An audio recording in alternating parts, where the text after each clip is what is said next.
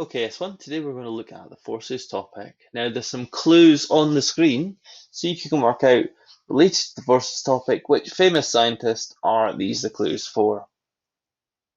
Okay, so pause the video if you're not sure. It was Isaac Newton. So Isaac Newton is the person who, a lot of people say, discovered gravity in a lot of ways. So today's learning intentions are to state what unit forces are measured in, to name the apparatus used to measure forces, and to talk about appropriate apparatus being used for the job. This is what's called a Newton meter. Now, a Newton meter is a good way to measure how much force it takes to move another object. It's a hook on the end of a spring. As we hook this onto an object and then pull away, we can measure how much force is required to move that object. So as the spring moves, a little line lines up with some numbers, and that will give you the answer. We normally measure these things. You could have a go at some of these at home by using a homemade Newton meter. You could find out if people with bigger hands have a stronger push, if people are stronger with the left or the right hand, and lots of other things. So you can design your own Newton meter. I will try and show you a video. I have a video somewhere that will show you that. Yeah, hopefully this works. Okay, this is my homemade Newton meter. We've got a piece of cardboard, in this case a clipboard. We've got one paper clip at the top, a large one in this case, but it doesn't matter, an elastic band, and a second paper clip, which we're going to use to hang the weights off. Now, to start with, I've calibrated this as 0 newtons, because there's no stretch at all on the elastic band.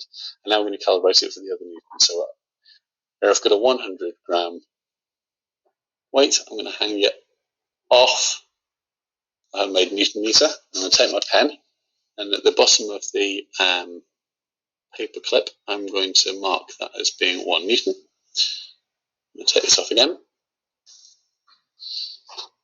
I'm going to put a second weight on here, so it's now at 200 grams.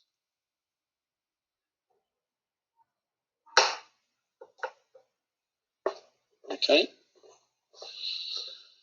Making sure that it's free hanging, I'm going to draw a line across where the bottom of the paper clip is again, and that's going to be 2 newtons. Now, I've calibrated it to 2 newtons. I could go further. This has got a small elastic band, and I think any further and I'm likely to actually break it. Okay. Now, I can use that Newton meter now to test an object. So if I take something like my keys, and I hang my keys off the homemade Newton meter, we should get a reading on how heavy my keys are. Let's see if this works. Okay, and we can see it's coming about halfway between 0 and 1. So if we calibrate it a bit further, we should see that this is about 0.5 newtons. Now, in this case, because I'm in the lab, I can test this out. So I've got my actual school Newton meter. I'm going to hang all the same equipment I had on there. Make sure we still agree on it. And we can see, hopefully here, we're getting 0.5 newtons on here. So we're getting this.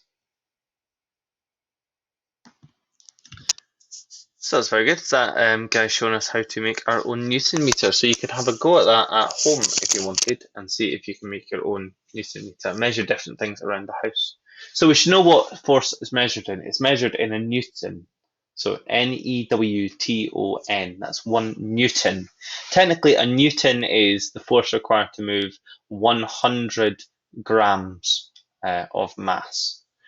So the name the apparatus used to measure the force is a Newton meter, and the appropriate apparatus for the job. If we were in school, we would see that different Newton meters can actually hold different weights. So you'll have ones that can, lift like massive weights, and ones that are for teeny tiny weights. What we're now going to do is we're going to look at the second little bit. So how do you know a force is balanced? So this is a really, really interesting intellectual exercise in physics, is why does something move and why do some things not move? So why is it that at the moment my chair is still on the ground, it's not flying 100 meters off the air? And there is the idea that things will stay however they are unless you try and change them. So an object will remain at rest, so will stay where it is, unless a force acts on it, and it will keep going at the same speed unless a force acts on it. Now you might think, well, wait a minute, if I am on my bike and I get up to 20 miles an hour because I'm a great cyclist, and then I stop pedaling, I eventually will slow down.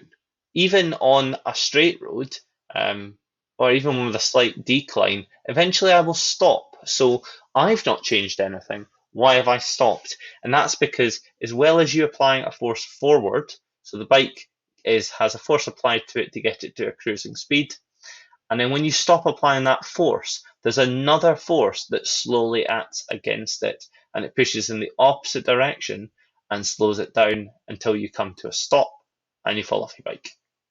Now that force is friction and some other things as well. So we're going to talk about how to use arrows to represent forces. We're going to talk about force diagrams, talk about when forces can be balanced and when they can be unbalanced. So that's fine. Here's what I just said. Forces are balanced when an object is doing one of two things. It is either sitting completely stationary or it is moving at a constant speed. So I said that a bike, you can pedal to get it up to a speed, and then once you get to that speed, it is balanced. The forces going forwards and backwards are balanced. You, because of friction, need to keep applying a little bit of extra pedaling force to keep yourself moving forward at the same speed, and you're balancing your forward force with the force acting against you. If you hooked two of those Newton meters we've just looked at against each other, and you pulled the one on the left with 10 newtons, and you just didn't pull the one on the right at all, you'd be applying 10 newtons of force left and no newtons of force on this one to the right. So both objects will move to the left. If, however, you pull left by 10 newtons, but at the same time pull right by 10 newtons, the springs will move. You will move it until it reaches 10 newtons of force. At that point, they will stay completely still. As long as you keep maintaining the force on both sides or stop applying the force at exactly the same time, as long as it's completely balanced, your left pulling 10 newtons and your right pulling 10 newtons will balance. So we show that with an arrow. We show an arrow 10 newtons and an arrow going the other way with 10 newtons. You could do the opposite. You could push with 10 newtons and push with 10 newtons, and it would still be balanced because they're equal and opposite forces. These Newton meters could have the same range of values as long as everything adds up. So this one could pull to the left with 10, this one can pull to the right with 5, and as long as that one also pulls to the right with 5, we're fine. Everything is balanced. So as long as you sum, as long as you add up the forces going left and going right, you're fine. There's a place in Dunfermline, which is an odd story, where they come up with cool science experiments for schools to do. And they were telling me last time I was there's a guy in America who thinks he has managed to swindle the petrol companies out of lots of money. So he says he drives his car, and while he's driving it, he hangs a wind fan out of the side of his window. And as he's driving along, the wind at 70 miles an hour is whipping this fan round and round and round, and he uses that to charge a battery. And then when he goes home, he doesn't plug his house into the mains electricity, he plugs it into this special battery. And he says that's free energy. That's energy that's just naturally generated as he drives his car along, and he captures it in this battery and then uses it to power his house. So he thinks he's really clever. No matter how many physicists point out to him that he was applying enough force to move his car forwards at 70 miles an hour. And when he was doing that, he was burning his petrol to get to 70 miles an hour. There was friction and air coming the other way, and his car was having to fight that and balance those forces and then push even harder to keep going at 70 miles an hour. He sticking his fan out of the window has created extra drag. His car now has to push that fan against the wind, and it's creating extra force going back the other way. And that means his car has to work harder to push now that he's basically put a little sail out the side of his car. So he doesn't realize that actually he's not powering his house on free energy. He's powering it on quite expensive petrol that he's burning extra to make his little fan go around. So that is why, really, you can't trick nature. There's no way to get free energy. So what about unbalanced forces? So if you get a 200-gram car, and it's going forwards at 0.5 newtons, you've got a 100-gram car, it's going forwards at 0.5 newtons, and you've got a 200-gram car going forward at 2 newtons. Which one will win the race and why? It's a very good question. So the third one will be the one that weighs the most. And what's happened there? That's bad here. So sorry. The one that will be the slowest is the one that weighs the most and has 0.5 newtons. The one that will be in the middle is the one that is a lower weight and again doesn't have a lot of newtons. And the one that will go the fastest is the one 200 grams with 2 newtons. That's because if you work it out, for every gram here, so say for every 100 grams here, you're putting in 0.25 newtons, because if that was half as much mass, it'd be 100 grams, but you'd also get half as much newtons. So for every 100 grams, that's 0.25 newtons. For every 100 grams, that's 0.5 newtons. And for every 100 grams, that is a full newton. So when you increase the mass, if you want to keep going at the same speed, if you double the mass you're putting on an object, you have to double the force as well. And that kind of just makes sense. If you want to run forwards and you weigh 100 kilograms, and someone else who weighs 200 kilograms wants to run the same speed, they have to push twice as fast. So parachutes work by balanced forces. You jump out of the plane and you start accelerating down towards the ground. You push your parachute out and it unfurls.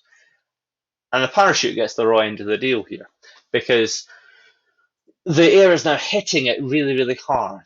And because of the dome shape of a parachute, it can't really get rid of the air fast enough to not catch it. So the air is hitting it and hitting it and hitting it, and it's starting to gather in the parachute, and that's producing up force. So your weight pulling down, the force you are exerting on the parachute pulling it down, actually ends up not being as much as the force that is being exerted on the parachute by the wind hitting it. So I'll say if no one doesn't want that either. So yeah, that's why it is that you can actually slow yourself down with a parachute, because you put some massive big thing above you that covers a lot of air but doesn't have a lot of mass itself, and as it gets hit by the air is providing enough force in the opposite direction from the way you're falling to slow you down sufficiently that when you land on the ground you don't hurt yourself.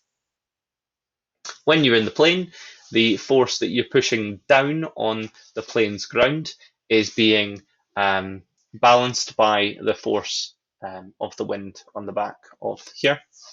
When you jump out, you suddenly are not balancing the force anymore. Your force under gravity is pulling you down towards the earth, and there's not enough force hitting you, not enough wind hitting you in the chest, hopefully, to stop you moving.